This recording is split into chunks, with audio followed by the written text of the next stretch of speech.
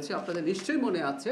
আমি আবার একটু উল্লেখ করতে চাই, সেখানে আমরা গত মার্চ মাসের 2025 সালের মার্চ এবং 26 সালের মার্চের তুলনা করে দেখিয়েছিলাম সরবরাহ কমেছে, কিন্তু অত কমেনি যে এটা আমাদের এই দৃশ্য আমরা দেখতে পাচ্ছি। এটা আসলে এক ধরনের প্যানিক থেকে হয়েছে, এবং তার সলিউশন হিসাবে আমরা বলেছিলাম যে একটা ফুয়েল অ্যাপ বা ফুয়েল পাস অ্যাপ চালু করব। সেটার পাইলটিং শুরু হয়েছে, ঢাকাতেও হয়েছে, আপনারা জানেন।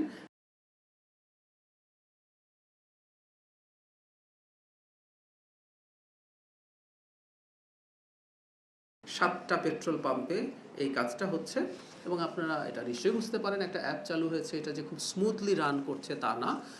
এটার মধ্যে কিছু সমস্যা দেখা যাচ্ছে। আমরা খুব প্রম্পট, আমি আজকে সকালে ইনফ্যাক্ট সংসদ থেকে এসেছি, আমি মাননীয় প্রধানমন্ত্রীর সাথে সংস্কৃতি মন্ত্রণালয়ের একটা বৈঠকে উপস্থিত ছিলাম। আমি সেই মন্ত্রণালয়ের উপদেষ্টা, আমি এইটা নিয়ে জ্বালানি নিয়ে তার সাথে পার্সোনালি কথা বলে এসেছি।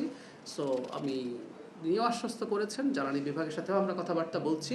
অ্যাপটা খুব দ্রুত চালু হবে। সেটা চালু হলে আমরা আশা করি, বিশ্বাস করি যে ক্রাইসিসটা দেখা যাচ্ছে বিশেষ করে দীর্ঘ লাইনের, সেটা কমে আসবে।